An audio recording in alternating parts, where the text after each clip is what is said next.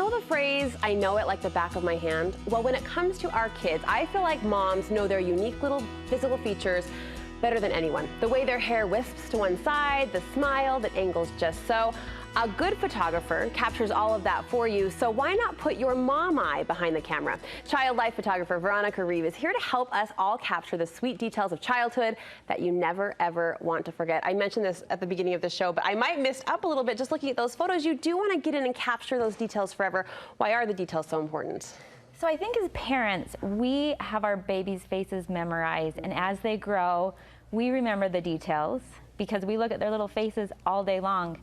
But as they get older, we're going to forget that. They change, they don't have their chubby little features anymore, they thin out, and those are the things that are going to kind of fade in our memory. So if we can capture them on camera, then we'll be able to remember them forever. Yes, absolutely. It's the dimples in the knuckles. For my Emmy, it's that kind of crooked smile right now. I mean, you just want to encapsulate that forevermore. You're going to help us do that today. We're going to go stage by stage. You're going to point out some details we definitely want to capture, and then we'll get into kind of the photography advice on how to do that. Let's start with the newborn stage. What do we want to remember and grab behind the camera? Well, I feel like the newborn stage is so fast. It's over before you know it. So it's really important to take pictures when they're so tiny because they get big so fast. I mean, a matter of weeks and they totally change, it feels like, into a different baby. Do. Yeah, so I mean, their little hands and their tiny little feet are so fun to capture. Their hair, like if they had a lot of hair when they were born, you want to remember that. You want to remember their tiny little lips, or just their chubby, if they were a chubby baby when they were born. So all of those things are very important to capture. When I think of the newborn phase, I think of that skin that kind of folds and creases even over itself. Right. How can we, from a photographer's perspective, how can we capture that skin contrast of the creasing and the skin folds? Right.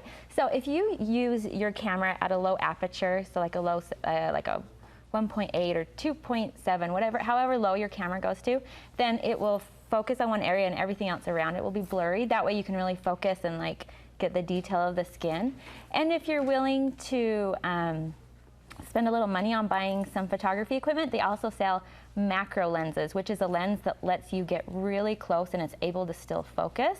That way you can focus in on all those little teeny details, the skin folds and the dimples. So those dimples and the folds, that's what you've done there to capture the wrinkle of the brow and all of those skin details. Right, because you can get really close and it'll still focus. Sometimes other lenses have a hard time focusing if you're really close. Do you think it's worth the investment? Definitely. I mean, you can use it for your children. You can also use it for flowers or insects, or if you're interested in other types of photography also. So it's definitely fun to invest in. Okay, we talked about that newborn phase. It comes and goes so quickly. So the baby phase. What are we looking to capture in that baby phase? Well, when newborns get a little bit bigger, they start getting chubby and they're sitting up and they are smiling. And so you want to be sure to capture all those things. They're starting to grow hair a little bit more and they're tasting new foods. Their feet are getting chunky and they're just like getting fatter everywhere, and it's just. Why is fat so cute on babies? I know. Why doesn't that apply as we get a little older? Right. When I think of that baby phase, and I'm in it now with my Boston, I think of the eye sparkle, right? Like he looks up at me when he's eating and the light catches his eyes just so. They're so curious, right? Their eyes are soaking it all in as if they're seeing it for the first time. In many cases they are. How can we capture that light in their eyes? Okay, so if you're indoors, if you have your baby facing the light source, so like if you're inside and you have them facing like a large window or something, then their catch lights in their eyes will be brighter and bigger, and so it'll really emphasize their eye color. Is that the brightness. term, catch lights? Catch lights, yeah. Catch light. Or you can just go outside because the sky creates beautiful catch lights in your eyes. If you stand above your baby and get their attention so they look up at you, then they have the whole sky like shining in their eyes, and it really makes them bright and So beautiful. It's about your position behind the camera, having them look up at you and angling them just so toward the light. Right. To get that eye sparkle. Okay, toddlers. To me, this is the fun, motion-packed, like they are taking the world on. What sort of details do we want to capture in their stage? Well, at this stage, they're starting to play with toys. So like your little boy has his little cars or his action figures. Baby girls become little moms and they have their baby doll that they can just love. They've got their little blanket that they love to snuggle with, or maybe jewelry that they're starting to explore and play with. So, I mean, other than that, like just their feet are just these little Flintstone-looking feet, just running everywhere. And it's so true. For me, Emmy's in this stage now, so let me ask you from my mom perspective, it's the baby hairs. It's the wispy hairs. It hasn't quite turned over, right, to that more substantial, hair volume, but it's those wispies that kind of play by her face. How can I grab those? So if you have the sun at her back and you photograph her from the front, so like you would photograph her from the front and you'd expose for her face so that it's nice and bright. Okay.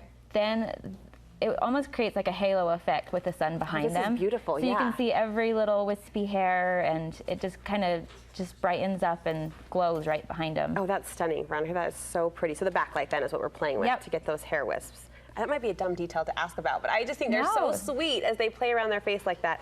All right, kids. Let's go to the kids phase. What are we capturing there?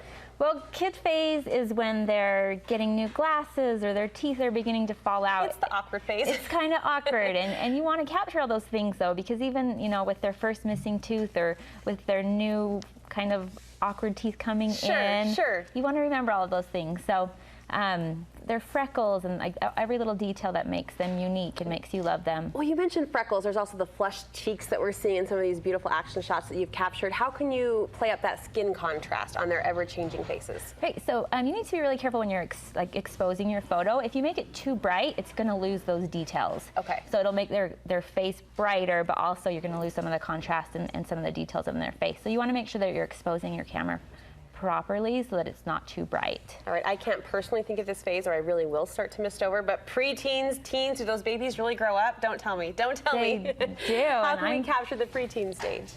So with preteens, it's all kind of about attitude and like technology, and I mean, just like the details are in what are you going to remember? What did they do when they were that age? And You're what were they interested in? Yeah, it's kind of scary. Yeah. So I think just capturing their silliness or their interest in, music or their cell phones. Like honestly, cell phones are such a big part of their lives now. Like just take a picture of them like doing their thing on their cell phone so you can remember that one. So don't make them put down the phone for this Just little photo shoot. Let them play it up. But that is a hobby or an interest that will kind of play, that will represent or signify their personality. How else do you draw it out of them as a photographer? Because sometimes they can be shy and bashful. Right.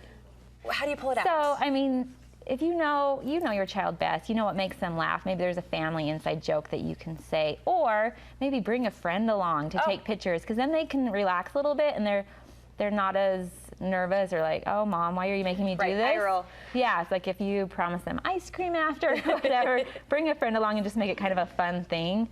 Then you can capture some of their little quirks. And yeah, you can't go wrong with food. That works with husbands sometimes too, bribing. Right? Well, these shots are gorgeous, and I feel like this is just your specialty. It's your gift to capture these kids in their element. We mentioned a good photographer pulls these out. You certainly do draw on these details in your photos. Where can people get more about your business? They can go to my blog, veronicareeve.blogspot.com. Thanks for the photo tips and for sharing these yummy pictures. And if anything, it's just a reminder to pause and look closer, right? With that closer eye. Thanks, Veronica. We appreciate it.